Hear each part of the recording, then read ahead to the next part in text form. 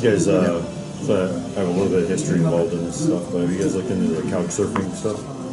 Couch surfing, well, we've got Airbnb. That's taken off, and that's actually almost in every country in the world now. Right. Yeah, which is really good. So I think when we've had enough of camping in New Zealand and Australia, because that'll be when we go through the Asian countries, it's unlikely that we're going to go camping. If you run out of money though, couch surfing. Couch surfing? Yeah. There's websites for that. Couchsurfer.com or couchsurfing. I've hosted people from couchsurfing. It's awesome. Oh, cool. Okay. Somebody has a website up for motorcyclists. Yeah. To share. So if a bike is coming through, then and you're willing to put them up, just overnight, then I don't know if it's domestic or international. I thought BMW Owners Association or one of the BMW boards did that too. Like you can list yourself on their thing and like what size garage you literally, have. if there's websites like this that because we're not experts on this, we're gifted amateurs. It's useful to have that. Actually, if anybody that's watching, because I know there's absolutely at least 5 people that are on. Okay. Right now, if anybody's got any suggestions on. All right. How do we get our email on there? We'll just show, are you going to see it on there? Let me turn the chat on. It's NZ and USA at gmail.com. That's our email when we're on the road. Yeah, but this is really useful stuff. I'm hoping that we won't run out of money. Plan for the worst. I'm not going to get much from my body as I'm going around, so I hope we don't run out of money. Well, it's always nice if you can save some up front and have that cushion on the backside. Yeah, absolutely. In fact, on money, when we did the southern trip, the first fueling stop, I think in Florida, my credit card got cloned. Right. And it was and I was stuck. I only had one credit card, so that was a note to self. So we've got that's the other thing, you need other sources of where you can get your money from just in case. So, what's the email address? Sorry, it's there you go. They're so outdated, but traveler's checks, are they still useful or not? I've not looked at travel checks. It's just really credit cards and. It's interesting. Like one of the things that we found out, talking to people in embassies and reading blogs of other riders and even just overlanders that have done it in cars.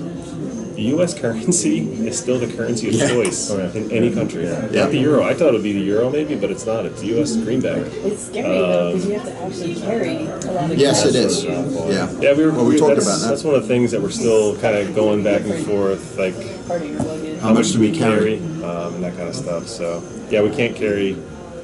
I mean, there might even be regulations of how much I can take out of the country in U.S. currency.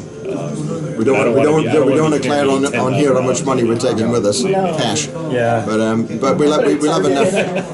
We'll have enough to get an airfare to get ourselves out of there. That's for sure. Whatever we are. Somebody wired it for emergency. Sorry.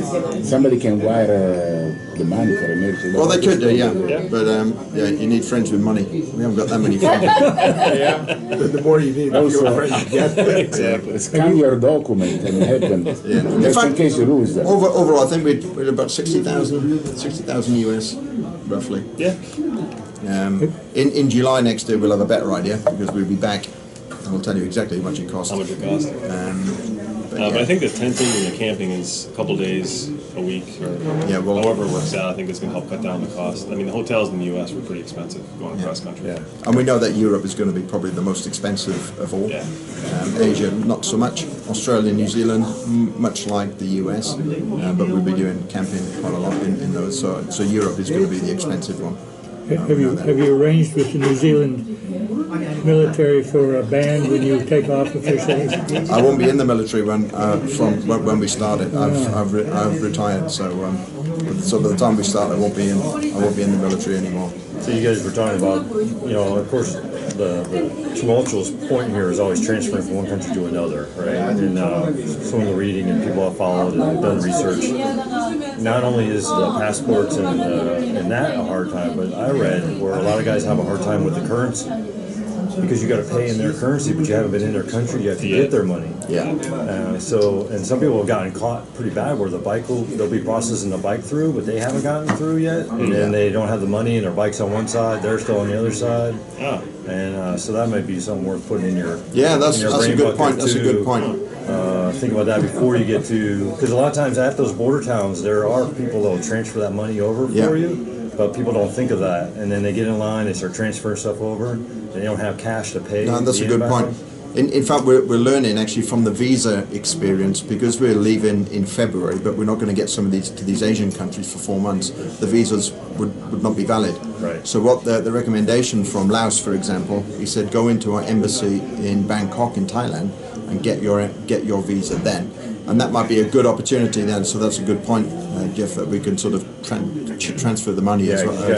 The inbound countries. Because there's only so much planning you can do. We've got to do it. We know that we're going to have to sort of make amends and do stuff on the road. People are walking 15 miles back somewhere. Yeah. Or get a taxi to transfer money and then come back and hope their stuff's still there when they get there. Yeah. Well, we're hoping that the greenback will get us out of a few sticky situations. Not leave it in the stall. Drive away. That's a good idea. I didn't think of that. What have we covered? Talking about bikes and the equipment. We've obviously talked about the amount of the limitations that we can do when we're on the road in terms of tyres and all the rest of it. So I think we've got enough between us, enough tools to do sort of minor maintenance for electrical problems and tyre problems. I've got a couple of spare tubes. We've got some emergency stuff for Alex for his tyres, but apart from that, very little. We're hoping that. Can you go over the inventory of the biggest pieces you're taking on the bike? Of spares? Of spares and tools. Tents and tows and... Yeah, in fact, I think there might be a bit of paper there with the inventory on. But I think in terms of combination spanners, Allen keys, screwdrivers, mold grips, section screwdrivers, tie wraps, duct tape, insulation tape, the kind of stuff to Tie wraps and duct tape. No, what more do you need? What more do you need? I got some inner tubes, an air compressor. We've got, in fact, we both got one of these. We've got an emergency battery charger. You know, one of these small compact things. Actually, we got the. I think we got the one that you brought. Yeah. So we got that, which is actually can charge our iPhones by the lawn. This gives us lights for the tents at night. I got a couple of spare inner tubes, and it was really just the tyres that we really got covered. But apart from that, I don't think we got anything. Yeah, I mean, so mine's tubeless. So I have puncture repair kits for my tires. I have all the very similar tools to what he mentioned. We each have a tent. We each have our own sleeping bags, obviously. Sleeping pad. Mine was like a 3-inch, but it rolls down to a thing like this big. But it'll blow up to a 3-inch air mattress. In fact, there's a. How about clothing? So clothing. That's a good one. I typically ride with what you see. I don't really ride with any safety gear or anything, but on this trip I actually went and bought pants with some safety gear on it. They're also waterproof, so I'll be able to ride whenever. I'm bringing a shell jacket that's also waterproof. I have heated gloves and heated Gerbing jacket and gloves for when we're going through passes through the Himalayas and whatnot at 16 to 18,000 feet. Some of them it's going to be a little chilly no matter what time of year it is. So I have, and actually my Gerbings actually broke end of last year, and I completely forgot about it until I was packing up the bike and remembered that my gloves no longer worked. So I went through getting new gloves for the heated gloves. I got a new helmet. That's my helmet over there. I used to ride a sport bike, and I ride around here with like a half helmet normally, but actually got a full face off-road type helmet for this trip. That's actually on the bike. It's a Shui X12. Or X2 or X12, I think. Do you have intercom between you? Yeah, we've got intercoms. We haven't used them yet. In fact, of all the trips, we've never actually communicated. We have a good way of communicating when we're not physically connected. Yeah, pretty much. Yes, hand signals, and that kind of stuff. But we realise that we're going to try them out. We're going to try them out in New Zealand, Australia. Let's see how it works. And I've got I've got kit that actually is layered, so I can actually, because we're going to be in very hot places, and we're going to be in very cold places, so we need to have the complete mix of kit for that. But it's all been packed up, and we got it. We can get it all in the panniers and a bag. It all fits. Actually, one mod he made a lot of mods to his bike. I made 2 mods to mine. I added a fuse box so I could add more USB chargers because the CAN bus system on the GS Adventure.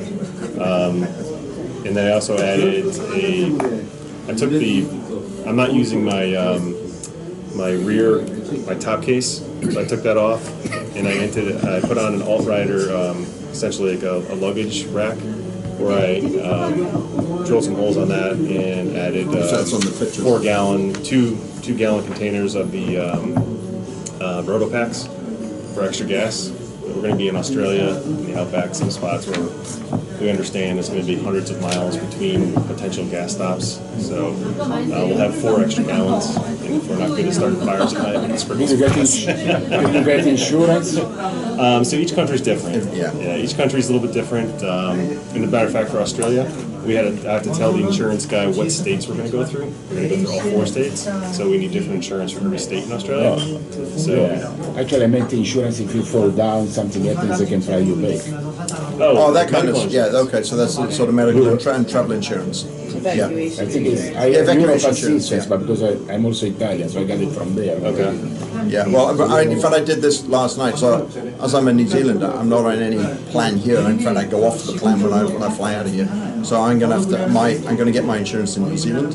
So if something happens to me, I'm going to get the evacuation plan. So I'll get evacuated back to New Zealand. I won't be evacuated back here because I've got no medical cover here until I come back when I get married. So yeah, that's something that we've got to do individually, and that's for me. I've just looked at it last night. It's about $1,000 New Zealand dollars, which is about $600 for 6 months, which isn't bad because it covers you for all sorts of A friend of mine fell down in Turkey and they flew him back to Italy. Yeah. Send a doctor there. Yeah. The online crowd says that there's couch surfing in over 230 countries. Oh, awesome! Oh, well, we didn't know I that. just sent you a link. Thank you. That's awesome. You got what? Yeah, so we got and